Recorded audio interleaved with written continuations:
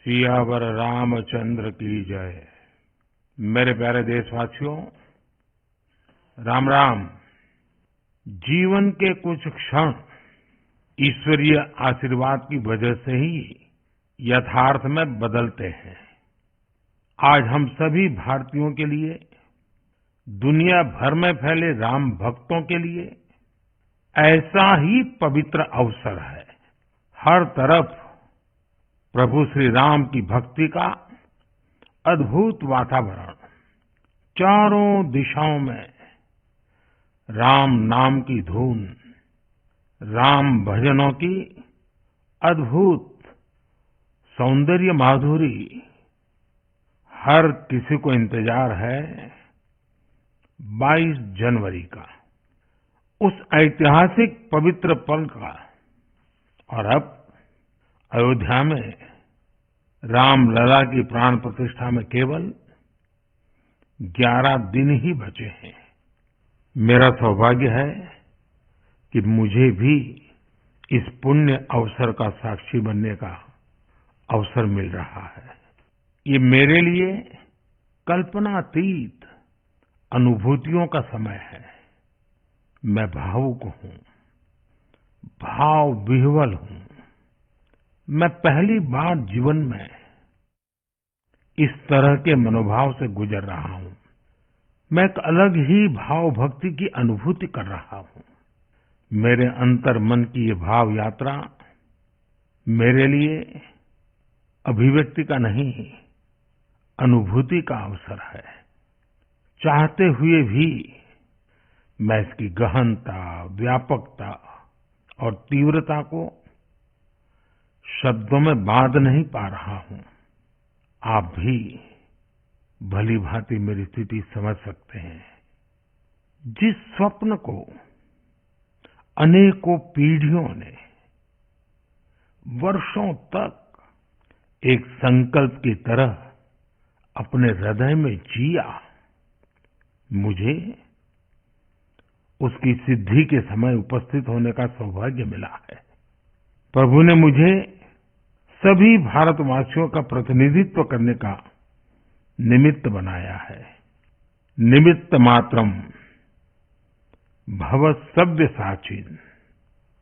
ये एक बहुत बड़ी जिम्मेदारी है। जैसा हमारे शास्त्रों में भी कहा गया है, हमें ईश्वर के यज्ञ के लिए, आराधना के लिए स्वयं में भी दैवीय चेतना जागृत करनी होती है। इसके लिए शास्त्रों में व्रत और कठोर नियम बताए गए हैं, जिन्हें प्राण प्रतिष्ठा से पहले पालन करना होता है। इसलिए आध्यात्मिक यात्रा की कुछ तपस्वी आत्माओं और महापुरुषों से मुझे जो मार्गदर्शन मिला, उन्होंने जो यम नियम सुझाए हैं, उसके अनुसार मैं आज से 11 दिन का विशेष अनुष्ठान आरंभ कर रहा हूं। इस पवित्र अवसर पर मैं परमात्मा के श्री चरणों में प्रार्थना करता हूं, ऋषियों, मुनियों, तपस्वियों का पुण्य स्मरण करता हूं और जनता जनार्दन, जो ईश्वर का रूप है, उनसे प्रार्थना करता हूं कि आप मुझे आशीर्वाद दें, ताकि मन से, वचन से, कर्म से मेरी तरफ से कोई कमी ना रहे। साथियों, मेरा ये सौभाग्य है कि 11 दिन के अपने अनुष्ठान का आरंभ मैं नासिक धाम पंचवटी से कर रहा हूं। पंचवटी वो पावन धरा है जहां प्रभु श्री राम ने काफी समय बिताया था। और आज मेरे लिए एक सुखद संयोग ये भी है कि आज स्वामी विवेकानंद जी की जन्म जयंती है। ये स्वामी विवेकानंद जी ही तो थे जिन्होंने हजारों वर्षों से आक्रांतित भारत की आत्मा को झकझोरा था। आज वही आत्मविश्वास भव्य राम मंदिर के रूप में हमारी पहचान बनकर सबके सामने है। और सोने पर सुहागा देखिए, आज माता जीजाबाई जी की जन्म जयंती है। माता जीजाबाई जिन्होंने छत्रपति शिवाजी महाराज के रूप में एक महामानव को जन्म दिया था। आज हम अपने भारत को जिस अक्षुण्ण रूप में देख रहे हैं, इसमें माता जीजाबाई जी का बहुत बड़ा योगदान है। और साथियों, जब मैं माता जीजाबाई का पुण्य स्मरण कर रहा हूं तो सहज रूप से मुझे अपनी मां की याद आना बहुत स्वाभाविक है। मेरी मां जीवन के अंत तक माला जपते हुए सीताराम का ही नाम भजा करती थी। साथियों, प्राण प्रतिष्ठा की मंगल घड़ी, चराचर सृष्टि का वो चैतन्य पल, आध्यात्मिक अनुभूति का वो अवसर, गर्भगृह में उस पल क्या कुछ नहीं होगा। साथियों, शरीर के रूप में तो मैं उस पवित्र पल का साक्षी बनूंगा ही, लेकिन मेरे मन में, मेरे हृदय के हर स्पंदन में 140 करोड़ भारतीय मेरे साथ होंगे। आप मेरे साथ होंगे, हर राम भक्त मेरे साथ होगा और वो चैतन्य पल हम सबकी साझी अनुभूति होगी। मैं अपने साथ राम मंदिर के लिए अपने जीवन को समर्पित करने वाले अनगिनत व्यक्तित्वों की प्रेरणा लेकर जाऊंगा। त्याग तपस्या की वो मूर्तियां, 500 साल का धैर्य, दीर्घ धैर्य का वो काल, अनगिनत त्याग और तपस्या की घटनाएं, दानियों की, बलिदानियों की गाथाएं, कितने ही लोग हैं जिनके नाम तक कोई नहीं जानता, लेकिन जिनके जीवन का एकमात्र ध्येय रहा है भव्य राम मंदिर का निर्माण। ऐसे असंख्य लोगों की स्मृतियां मेरे साथ होगी।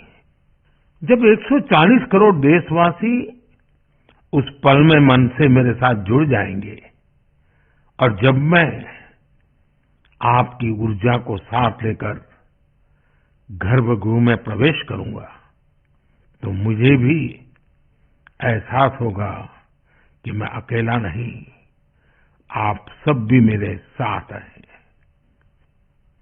साथियों, ये 11 दिन व्यक्तिगत रूप से मेरे यम नियम तो है ही, लेकिन मेरे भाव विश्व में आप सब समाहित है।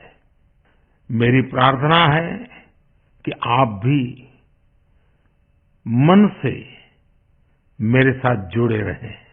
रामलला के चरणों में मैं आपके भावों को भी उसी भाव से अर्पित करूंगा जो भाव मेरे भीतर उमड़ रहे हैं। साथियों, हम सब इस सत्य को जानते हैं कि ईश्वर निराकार है, लेकिन ईश्वर साकार रूप में भी हमारी आध्यात्मिक यात्रा को बल देते हैं। जनता जनार्दन में ईश्वर का रूप होता है। ये मैंने साक्षात देखा है, महसूस किया है। लेकिन जब ईश्वर रूपी वही जनता शब्दों में अपनी भावनाएं प्रकट करती है, आशीर्वाद देती है, तो मुझ में भी नई ऊर्जा का संचार होता है। आज मुझे आपके आशीर्वाद की आवश्यकता है। इसलिए मेरी प्रार्थना है कि शब्दों में, लिखित में अपनी भावनाएं जरूर प्रकट करें मुझे आशीर्वाद जरूर दें। आपके आशीर्वाद का एक एक शब्द मेरे लिए शब्द नहीं, मंत्र है। मंत्र की शक्ति के तौर पर वो अवश्य काम करेगा। आप अपने शब्दों को, अपने भावों को नमो ऐप के माध्यम से सीधे मुझ तक पहुंचा सकते हैं। आइए हम सब प्रभु श्री राम की भक्ति में डूब जाएं। इसी भाव के साथ आप सभी राम भक्तों को कोटि कोटि नमन। जय सिया राम, जय सिया राम, जय सिया राम।